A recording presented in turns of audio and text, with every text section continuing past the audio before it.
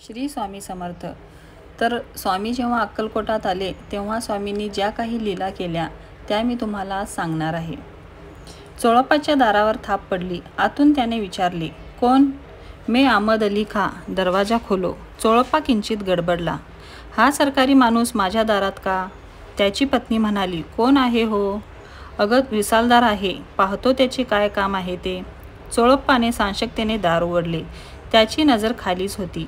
त्याला प्रथम दारात दिसली ती लांब सडक निमुळती बोटे असलेली गोरीपान पावले किंचित धुळीने माखली होती.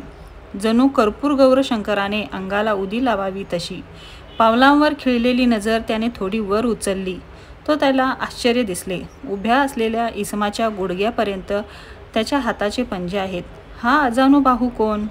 प्रभू रामचंद्र अजानुबाहू होते असे ऐकिवात आहे, पण प्रत्यक्ष असा माणूस कधी पाहिला नव्हता.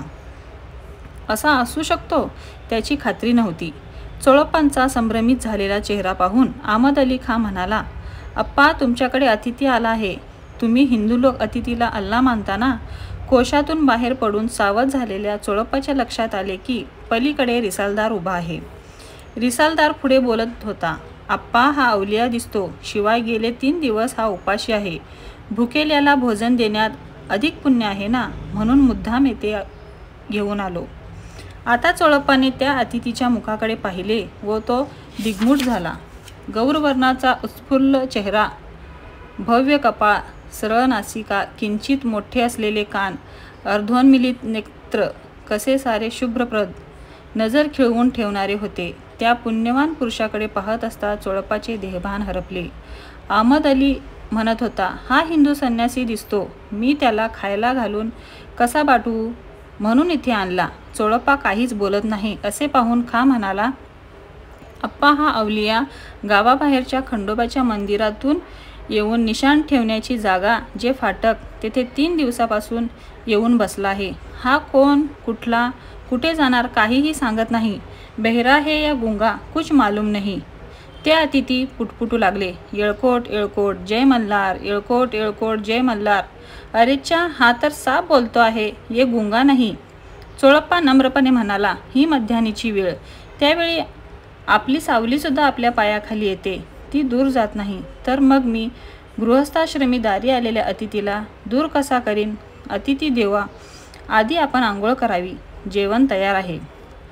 मागल्या अंगणात आल्यावर नेसूचे हातभर वस्त्र जे त्या रिसालदारानेच ह्यांना गुंडाळलेले होते ते त्यांनी फरकन सोडले व विवस्त्रपणे तेथील न्हाणीच्या दगडावर ते बसले. चुलीवरचे गरम पाण्याचे तपेले घंगाळत ओतायला आलेल्या येसूबाईने संकोचाने मान वळवली. चोळप्पा आडोशाला उभे राहिले व म्हणाले, मी विसन घालतो, तू आत जा. त्या अतिथीजवळ घंगाळ ठेवून सुद्धा ते आंघोळ करीनात. तेव्हा चोळप्पाने त्यांच्या अंगावर पाणी घालायला सुरुवात केली. त्यांच्या पाठीवर हात फिरवताना झालेला त्यांचा स्पर्श काही अनोखा होता. मनाची वेगळी स्पंदन करणारा होता. त्यांच्या अंगाला अनामिक परिमल आहे. ते आपल्याला धुंदफुंद करतो आहे असा चोळप्पाला भास झाला. त्यांनी बायकोला बाहेर हाक मारली व म्हणाले, मी त्यांचे हातपाय चोळतो, तू पाठ चोळ. अगं, हे आपल्या बापासारखे आहेत, त्यांचा तुला संकोच नको. त्या स्नानविधीच्या वेळी घमघमाट अनुभवणाऱ्या येसूला वाटले, नामदेवाच्या ऐवजी प्रत्यक्ष पांडुरंग दिपवाळीच्या वेळी स्नानासाठी दामाशेटींकडे नामदेवाची रूप घेऊन आला होता असे कथेकरी बुवा सांगतात. त्या नामदेवरूपी पंढरीनाथाला आंघोळ घालताना गोनाईला म्हणजे नामदेवांच्या आईला असेच अलौकिक सुख वाटले असेल का? ती पाठ चोळता चोळता म्हणाली, पाहुणे, तुम्ही कधी पंढरपूरला गेला होता का? तो अतिथी पुटपुटू लागला, पुंडलिक वरदे हरी विठ्ठल श्री नामदेव तुकाराम असे म्हणून तो उठून उभा राहिला व वारकऱ्यांच्या आवेशात जय जय रामकृष्ण हरी, जय जय रामकृष्ण हरी असे म्हणून नाचू लागला.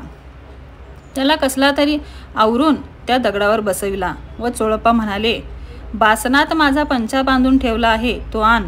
आज या अतिथीला नुसते अन्नदान नव्हे तर वस्त्रदानही करायला हवे आहे.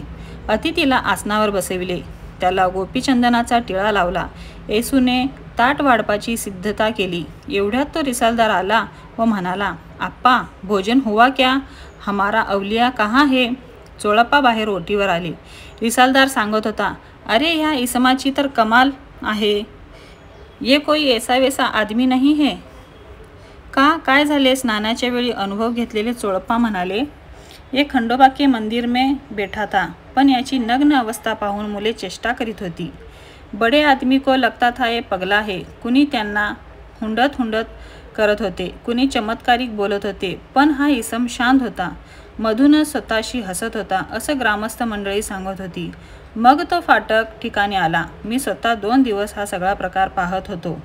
मलाही जरा चेष्टा करायची लहर आली, म्हणून मी म्हणालो, हुक्का पिओगे? तेव्हा हा म्हणाला, हां पिता हूँ. मी रिकाम्या चिलिमीवर निखारा ठेवला व हुक्क्याची नळी त्याच्या पुढे केली तर काय आश्चर्य घडले.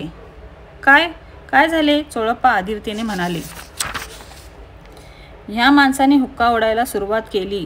पहिल्याच झुरक्यात चिलमीवर भस्कन जाळ झाला. चिलीम तर रिकामी, मग जाळ कसा? मी तर अवाक झालो.